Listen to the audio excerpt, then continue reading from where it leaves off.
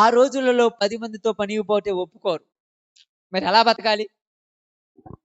బాగా ఆలోచించండి. ఏమన్నా ఎనకున్నోడు ఏమన్నా ఆస్తులు సంపాదించాడు అనుకున్నామా? సంపాదించినా గూడక కూర్చొని తినేంత తరుగుద్దిగా. కూర్చొని తిన్నా గూడా తరుగుతుంటదిగా. ఇప్పుడు లోకములో ఈమె పరిస్థితిని చూసినప్పుడు ఎవరైనా జాలి పడే వాళ్ళున్నారా? ఉన్నారా చెప్పండి? లేరు. మరి ఎవరు మరి ఊరు జాలి పడకపోతే ఎందుకు బతకాలి అమంటే కుమారుడి కోసం బతుకుతాను మీరు మీరు ఆప్షన్ చెప్పేస్తారు వెంటనే. మరి ఎవరు జాలి పడనప్పుడు ఈమె బ్రతుకు ఎలాగున్నదిక్కడ?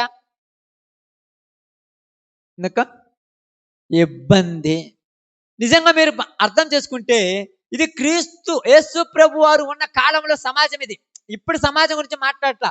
అప్పటి సమాజం ఎలా ఉండేదంటే నిజంగా చెప్తున్నానండి. ఈ రోజుల్లో గూడక ఈ మూఢనమ్మకాలు, ఈ పనికిమాలిన తత్వాలు మనలో గూడా ఉన్నాయి. కన్న తల్లి గూడక కన్న బిడ్డ తన ముందు ఎదవరాలుగా ఉంటే ఏమి చెప్పుద్దంటే ఇంట్లో నుంచి బయటకు పోతుంటే కన్న కూతురు ఎదురొస్తే బయటకు పోదు. ఆ బిడ్డ ఏమనుకుంటుందంటే మా అమ్మోళ్ళు గూడక నన్ను నీచంగా చూస్తున్నారని వాళ్ళ అమ్మోళ్ళ దగ్గర గూడా ఉండకుండా బయటకు పోవాలి. ఒప్పుకుంటారమ్మా ఎవరన్నా? నా కూతురే గదా! నా కుమార్తె గదా! నా కుమార్తెకి ఈ పరిస్థితొచ్చింది. అయ్యో! నేను సర్దుకోకపోతే ఎవరు సర్దుకోవాలని ఒప్పుకోరు. ఏమంటారంటే చెప్పకనే ఏం చెప్తారంటే చిన్న కార్యం జరగాలనుకో ఎవరైనా చేస్తే బాగుండే అంటారు. ఏమేమో చేయొచ్చుగా? చేపించుకుంటారక్క? ఎందుకు చేయనీరు? అమ్మే విధవరాలు, విధవరాలు. ఇప్పుడేమంటారో తెలుసా? నువ్వు కూడా రావచ్చుగా అని మనస్ఫూర్తిగా పిలవరు.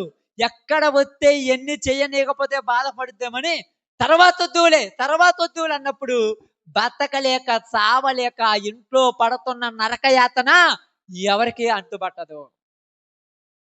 అలాగని సమాజాన్ని ఏమన్నా ఎదిరించే తత్వమా? సమాజం ఏమన్నా పోరాడదా? పోయి కొట్లాడటానికి ఏమన్నా ఉందా పరిస్థితి? ఏమీ లేదు. ఇప్పుడు ఇలాంటి తల్లి ఒక్క బిడ్డ కోసం బతుకుతున్నది. తన బిడ్డ కోసం బతుకుతున్నది. జీవితమంతా తన బిడ్డలే. జీవితమంతా తన బిడ్డల కోసమే. యవ్వన కాలంలో ఉన్నటువంటి ఈ యొక్క తల్లికి ఏ కోరికలొచ్చినా, ఏ ఆలోచనలొచ్చినా, ఏమొచ్చినా అన్నీ చంపుకొని తన కుమారుడి కోసమే బతుకుతున్నదేమో. ఈ రోజులలో పెళ్ళిళ్ళయ్యుంటాయి, పేరంటాలయ్యుంటాయి. పెళ్ళిళ్ళయిన తర్వాత పిల్లలుంటారు, పెళ్ళిడికొచ్చిన వాళ్ళుంటారు. సిగ్గు లేకుండా పాపం చేసేటువంటి సమాజం ఉన్నది ఈరోజు. అయినా ఈ తల్లి తన కుమారుడికి ఎక్కడ చెడ్డ పేరు వత్తదో, నేనిప్పుడు తప్పులు చేస్తే నా కుమారుడి మీద చెడ్డ నింద పడుద్దేమని తన కోరికలన్నీ చంపుకొని బతుకుతున్న తల్లి. తన యొక్క జీవితాన్ని అణుచుకొని తన ఉద్దేశాలన్నీ కూడా చంపుకొని బతుకుతున్న ఒక తల్లి కనపడుతుంది ఇక్కడ మనకు. అందరికీ ఉంటాయమ్మా ఆశలు, కోపాలు అందరికి వస్తాయి. తిడుతున్నది నన్నని తెలిసినా నన్ను కాదులే అన్నట్టుగా చెవులలో దూదులు పెట్టుకొని నిద్రపోవాలామా.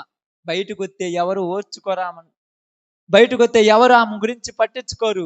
ఎవరైనా ఏదైనంటే ఇదిగో నువ్వు కరెక్ట్ దానివై ఉంటే దేవుడు నీకెందుకు ఈ పరిస్థితి చేస్తాడని లేనిపోని నిందలు ఆమె మీద మోపుతారు. నీ కర్మండ్రు, ఏదో అలా జరిగిందండ్రు.